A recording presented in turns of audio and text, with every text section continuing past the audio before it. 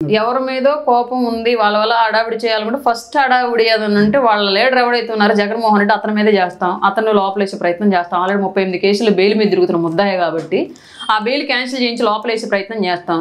కానీ మేము అలా చేయలేము, ఎందుకంటే మాకు ఎవరి మీద కోపంతో మేము పరిపాలన చేయం. ప్రజలకి క్లియర్గా ట్రాన్స్పరెన్సీ ఉన్నటువంటి పాలన అందిస్తామని హామీ ఇచ్చాం కాబట్టి కూటమిలో ఉన్నటువంటి నాయకులుగా దానికోసం ముందడుగేస్తున్నాం. అందులో భాగంగానే రేషన్ మాఫియాని టచ్ చేశాము.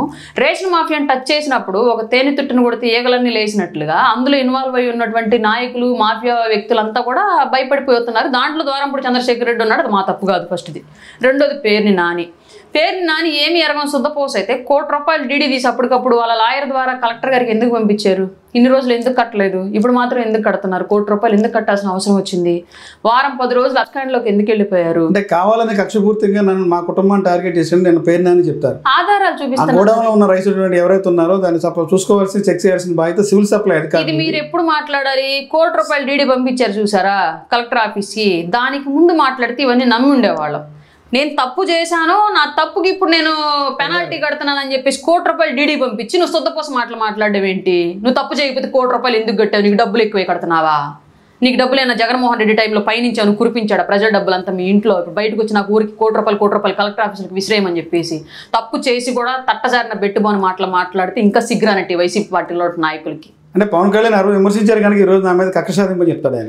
ఆయన లాంటి వాళ్ళు 100 మంది 150 బోర్డింగాల్లో ప్రతి లింగం విమర్శించిందండి పవన్ కళ్యాణ్ గారిని. వీళ్ళందరి మీద కక్ష సాధించుకుంటూ పోతే 5 సంవత్సరాలు ఇచ్చిన హామీలు 6 అడుగు కూడా మేము ఏం చేయలేము ప్రజలకి. కాబట్టి వీళ్ళు అసలు మేము కన్సిడరే చేయట్లా.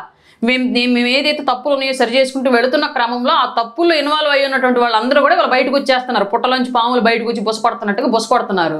కానీ వాళ్ళకి తెలియంది ఏంటంటే ఇట్లాంటి వానపాములు ఎన్నింటినో చూసి వచ్చారు కాబట్టి పవన్ కళ్యాణ్ గారు తీసి పక్కనేసి ఆయన పని ఆయన చేసుకుంటూ వెళ్ళిపోతున్నాడు. మేము ఏదైనా పొలిటికల్గా టార్గెట్ చేస్తామే తప్ప ఎవరినైనా సరే ప్రజల పాలన కోసం చేస్తున్నటువంటి ప్రతి అడుగులో తప్పు జరుగుతుంటే తప్పులు సరిచేసే క్రమంలో వీళ్ళందరూ బయటకు వస్తున్నారు తప్ప వీళ్ళు ఎవరిని కారణం చేసే పరిస్థితి. వాళ్ళ పేరు నాని ఎవరండి? మొన్న వచ్చిన ఓటు పర్సెంటేజ్ ఎంత అండి వాళ్ళ అబ్బాయికి? అసలు అతని ప్రజలే పక్కన పెడితే మేము పట్టించుకోవడం ఏంటండి? ఇవాళ పవన్ కళ్యాణ్ గారి స్థాయి ఏంటండి?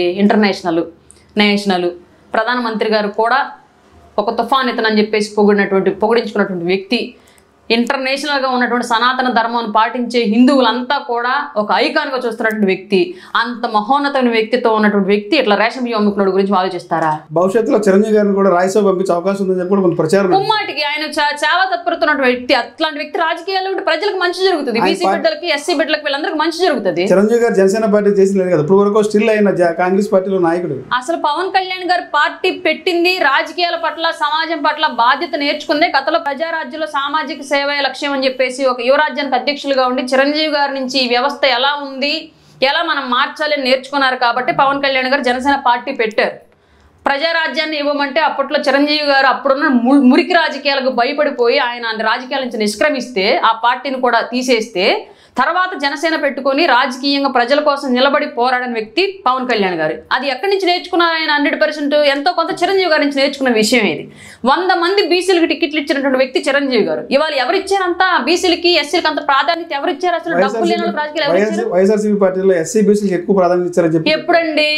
మన చేతుల్లో మన ఇస్తర్లో నిండా అన్నం ఉన్నప్పుడు అంతా మన రెడ్డి సామాజిక వర్గం, మన బెనామీ రెడ్లు తిని చివరిలో ఎంగిల్ మీద ఇస్తరా మిగిలిన తర్వాత ఇదిగో మీరు తలా ఒక ముక్క చించుకొని తలా ఒక మెతికి ఏర్పండి అని చెప్పేసి 2019 నుంచి 2024 వరకు ఓన్లీ రెడ్డులు మాత్రమే పెత్తనం చేసి, అందులో కూడా వైసీపీ బెనామీ రెడ్లు మాత్రమే, అందరూ కాదు, మళ్ళీ వాళ్ళలో కూడా పాపం ఎలాంటి లబ్ధి పొందనటువంటి రెడ్డి సామాజిక వర్గం కోకొల్లలు ఉన్నారు.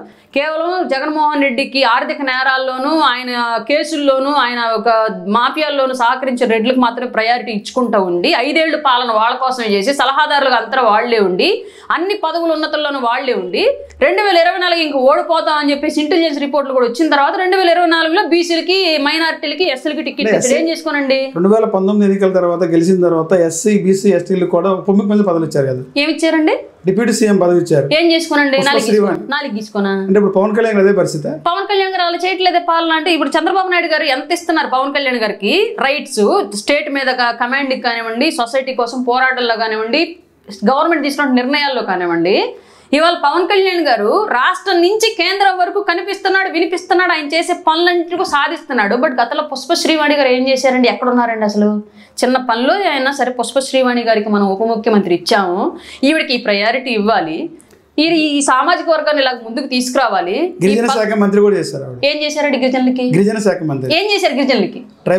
ట్రైబల్ యూనివర్సిటీ తీసుకొచ్చారు. ఎక్కడ కంప్లీట్ అయిందా? దానివల్ల ఎంతమందికి అక్కడ జీవనోపాధి లభించింది? ఎంతమంది అప్పర్ లిఫ్టింగ్కి వెళ్ళిపోయారు? అంటే తెస్తే సరిపోద్దా? తెచ్చిందని కంప్లీట్ చేయాల్సిన అవసరం లేదా? ప్రతి చోట శిలా ఫలకాలు వేసాడు. ఫలకాలు ఉన్నాయి, వేసిన ప్రాజెక్టులు వేయండి. ప్రతి చోట చేసిన తప్పేంటి అంటే జగన్మోహన్ రెడ్డి వాళ్ళ ఓటమికి కారణం ఇది కూడా ఒకటి. పదవులు అయితే ఇచ్చాడు, కేవలం నీ కులానికి నేను పదవి ఇస్తున్నాను అన్నాడు. పదవి రెడ్డి తీసుకున్నా, ఇంకొక చౌదరి తీసుకున్నా, ఇంకొక ఎస్సీ తీసుకుని, ఇంకొక బీసీ తీసుకున్నా, పదవి తీసుకున్న వాళ్ళు ఏదో అటో ఇటో సంపాదించుకుంటారు తప్ప నువ్వు ఆ సామాజిక వర్గానికి చేసింది ఏంటి? ఫస్ట్ పదవి ఇచ్చిన వాడికి నువ్వు పవర్ ఇస్తే కదా. పవర్ లేని పదవులు ఏం చేసుకోవాలి? పవర్ లేకుండా వాళ్ళ సామాజిక వర్గానికి ఏం చేస్తారు? పేరుకే పదవులు ఉంటారు. 100% జగన్మోహన్ రెడ్డి టైంలో జరిగింది అదే. ఏదన్నా వేరే సామాజిక వర్గానికి చెందినటువంటి రిజర్వేషన్ పరంగా టికెట్ ఇచ్చి గెలిచినటువంటి వ్యక్తులకు కూడా ఇతను బినామీ రెడ్డిలను అక్కడ కాపలా కుక్కల కింద పెట్టాడు. కొంతమందిని, చాలా మందిని గెడ్డివాన్ దగ్గర కుక్కలాగా. ప్రతి చోట ఉందండి ఇదే పంచాయతీ. ఏ నియోజకవర్గం మంత్రులైనా సరే ఒక్కలండి. టక్టాక మీరు హోమ్ మినిస్టర్ల పేర్లు చెప్పండి. సుచరిత, రెండో వాళ్ళు వనిత. ఎన్ని ప్రెస్ మీట్లు పెట్టారండి రాష్ట్రంలో? సందర్భాన్ని బట్టి పెట్టారండి. ఎవరు చెప్పి ఏం మాట్లాడారండి వచ్చి? అంటే ఏం మాట్లాడారంటే సందర్భం. ఇప్పుడు హోమ్ మినిస్టర్ అంటే ఏం మాట్లాడతారండి? హోమ్ మినిస్టర్ సుచరిత పెట్టింది 2 ప్రెస్ మీట్లు. ఆవిడ 2.5 సంవత్సరాల కాలంలో. మీరు కావాలంటే గూగుల్ చేసుకోండి. అంటే 2.5 ప్రెస్ మీట్లు పెట్టారు. మీరు గూగుల్ చేసుకోండి కావాలంటే. ఫస్ట్ వాళ్ళ శాఖకు సంబంధించి తానేటి వనిత 2 ప్రెస్ మీట్లు పెట్టింది. 2 ప్రెస్ మీట్లు. మీరు కావాలని నేను అబద్ధం చెప్తానంటే మీరు గూగుల్ చేసుకోండి. వాళ్ళ శాఖకు సంబంధించి 2 ప్రెస్ మీట్లు పెట్టారు. 2 సందర్భాల్లో మాట్లాడారు. 2 సందర్భాల్లో కూడా మాట్లాడిన మాటలు సజ్జల రామకృష్ణారెడ్డి నుంచి ఇచ్చినటువంటి స్క్రిప్ట్ మాత్రమే మాట్లాడారు. మీరు కావాలంటే గూగుల్ చేసుకోండి. నేను అబద్ధం చెప్పాను నిజం చెప్పాను మీకు తెలిసిపోయింది. మూడోది, వాళ్ళు ఎప్పుడు కూడా వాళ్ళ మినిస్టరీని ఏ రోజు వాళ్ళు ఒక పవర్గా ఎప్పుడు ఫీల్ అవ్వాలి. తాడేపల్లి ప్యాలెస్ నుంచి పేపర్ వెళ్తేనే వాళ్ళు నోరు తెరవాలి, లేదంటే లేదు. కనీసం ఒక కానిస్టేబుల్ పోస్టింగ్ కూడా వాళ్ళు ఇష్ట ప్రకారం మార్చలేకపోయారు, వేయలేకపోయారు, ఒక్కళ్ళు కూడా ఒక జాబ్ ఇవ్వలేకపోయారు. అట్లాంటి పోస్ట్ ఉంటే అంత